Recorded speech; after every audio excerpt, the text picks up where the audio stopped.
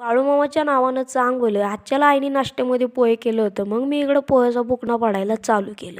आईने पण कालची शिल्लक राहिलेल्या आमटी भाताचा बुकना पाडायला चालू केलं. त्याच्यानंतर झोपलेल्या हातरुणांच्या घड्या घालून घेतल्या. आजच्याला सप्त्याचा शेवटचा दिवस असल्यामुळे आमच्या गावातून दिंडी निघते. घरातली सगळी कामं आवरून मी निघालो होतो मंदिरात. लाका मंदिरात आलो तर माझा पोपटच झाला. तिथली माणसं म्हणली दिंडी कवाच निघून गेली.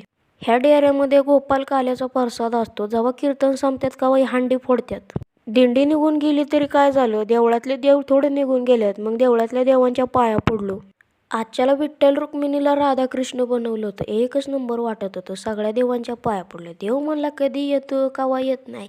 कसं आहे आयुष्यात लय चढ उतार चालू आहे. देव म्हणला तुला वाटतं का मी इथं बसून सुखी, मला पण लय लोकांची काळजी आहे. विणकरी आजोबांच्या पाया पडलो. ही शेवटची पिढी धोत्रामधली आणि विणा वाजवणारी. घरी आल्यानंतर आई म्हणली दिंडी आली चल लवकर. चिंगरीवच उधाळलो डायरेक्ट रोडला.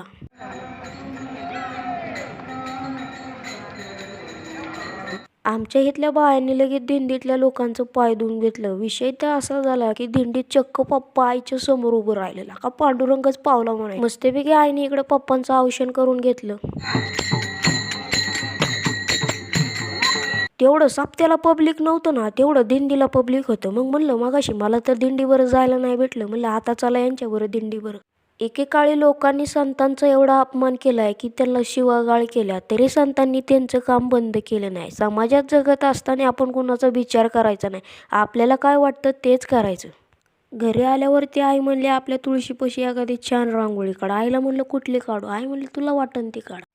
रांगोळी तर काढून झाली होती पण माझ्याकडे कलरच नव्हतं. मग मी काय केलं, हळदी कुंकू घेतलं आणि पांढऱ्या रांगोळीत मिक्स केलं.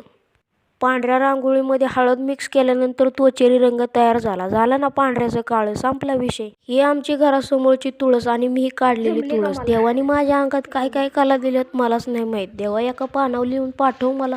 मंदिरात आलो तर कीर्तन चालू झालं होतं. मंदिरात आजच्याला कीर्तन नसतंय, श्रीकृष्णाचा गोपाल काला असतोय. मी पण इकडं कीर्तन ऐकत बसलो. मी कधी एका जागे एवढं शांत बसत नाही, पण आजच्याला सप्ताहाचा शेवटचा दिवस आहे त्याच्यामुळे शांत बसलो.